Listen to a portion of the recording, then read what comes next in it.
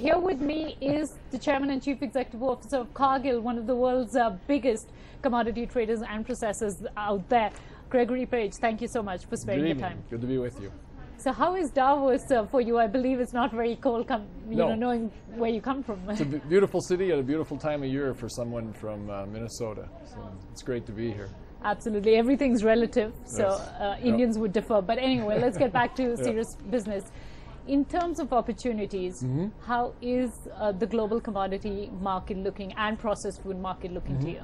Well, I think the signal is going out to producers, to farmers all over the world that they need to produce more. And so that's one positive effect of the prices that we've witnessed in the last year, is that there is a great opportunity for farmers around the world to respond to those prices and to produce the additional food that we need. Now we just need good weather during 2013, and we think all the elements are in place to give the world the sense that farmers can respond and provide the food security we all want to have. But that's been a real big problem, because even in 2012, there was this fear of an impending food crisis that got a little averted. But nonetheless, people are saying, listen, population patterns have changed, consumption patterns have changed, agricultural patterns have changed. So things are not going to be the same when you talk about food supply. Yes, but if you look back to June 15th of 2012, the price of commodities on virtually all the important exchanges around the world were in a downward trend as a result of very good weather and a very promising crop in North America.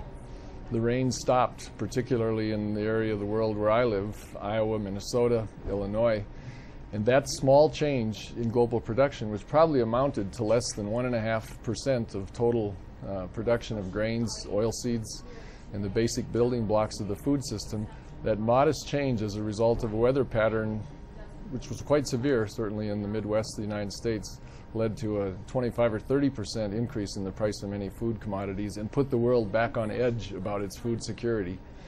The same thing in reverse can happen this year if we get the kind of weather that we expect with the kind of price signal that farmers are receiving. So you feel that there'll be a better production crop this year, and therefore prices will actually come down? Yes, and they have moderated since the prices we saw last September or October. The world's carryover stocks are in a rather precarious situation, and so people do need to be mindful that we need good production weather, particularly in the northern hemisphere.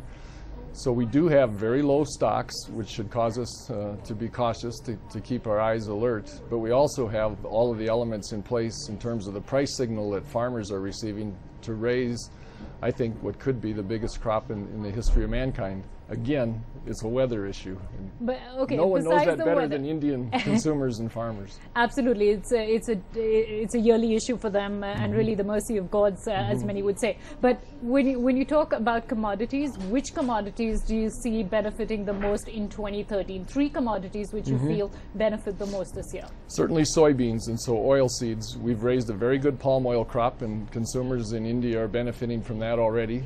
There have been reductions in the price of imported palm oil into India, which benefits consumers' costs, And so we see that also playing itself out in Brazil. There's a very good crop underway. It's beginning to be harvested at this very moment in Brazil in soybeans, which will provide protein as well as vegetable oil. So we see that as quite promising. Clearly the U.S. as the world's largest corn producer, and particularly supplier to other countries, is going to be critical, and we won't be planting our crop for another 90 days or so. So I think those two crops are going to be critical. There are reasonably good world supplies of wheat, and I think the rice crop does not have the same low stocks-to-use ratio that we see in crops like corn. Okay. Well, in Indian context, palm oil is a big import. In fact, we're the world's largest importer in terms of palm oil. And a lot of your investments in India seem to be geared around that. You're buying edible oil brands. You're investing over 500 crores in your Karnataka, Bangalore facilities as well. Yes. So are you going to up the ante on palm oil? Are you going to explore other commodities in India? What is your India expansion route? Well, clearly we have a major investment in vegetable oils. We would expect to continue to grow that with additional regional brands so we can have products on the store shelves that customers trust with brands that they know. But we want to broaden our footprint. If you look at Cargill, it's a company of more than 65 business units, and so we would like to build a corn wet mill, to provide maltodextrin for baby foods, to provide starches, to provide glucose for the confection industries. So we would like to broaden the portfolio of food ingredients that we can bring to the food manufacturers in India. These are many commodities that we understand well, technology that we have, and we need to bring it to India to meet our growth expectations. How is the foreign direct investment in retail helped that for you? Has that made a big difference? Are you going to pump up the ante, as Cargill in I think India it's too soon to say that. Certainly an ingredient supplier like us, who then supplies the consumer packaged goods or the fast-moving consumer goods companies who are our immediate customers, are dependent on a really vibrant and modernizing distribution system to reach as many consumers as cost effectively as possible. So I think the innovation that will come in retailing with more competition benefits consumers, and inevitably it will benefit us and the people that we sell to, who are the fast-moving consumer goods companies. But are you talking to specific companies in the Indian context, even when it comes to global retail majors? Yes, certainly some of them would like to go. I know Walmart's made an effort there. Walmart's a very important customer to us have on they a been worldwide speaking basis. to you? Yes. About potentially expanding the India business? In many countries, multiple countries. No, but just specifically in India? I have not specifically done it Right. myself, but I would be very surprised if our team in India has not had those conversations. Right.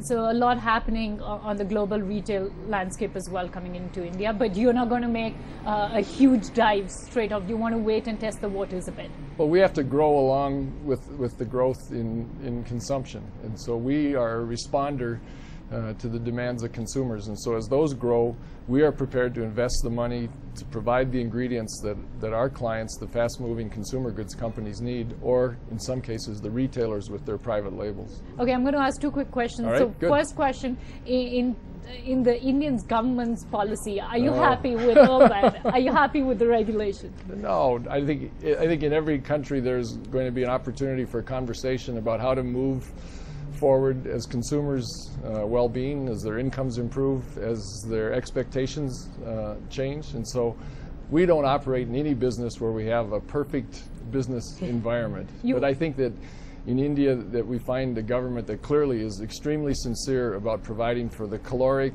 and nutritional needs of their public. The ways in which we go about it is going to be something we'll talk about for many years, but the sincere desire for us to reach the same outcome that they want, which is affordable food, safe, affordable food.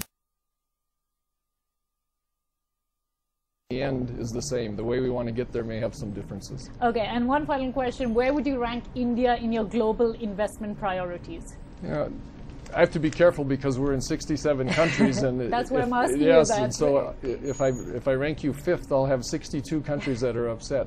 It's clearly important. With 1.2 billion people, it's a country that has an agriculture that's proven its capacity to grow a lot of food, in some cases to even be an exporter, which affords opportunities to us to sell to other countries in the region.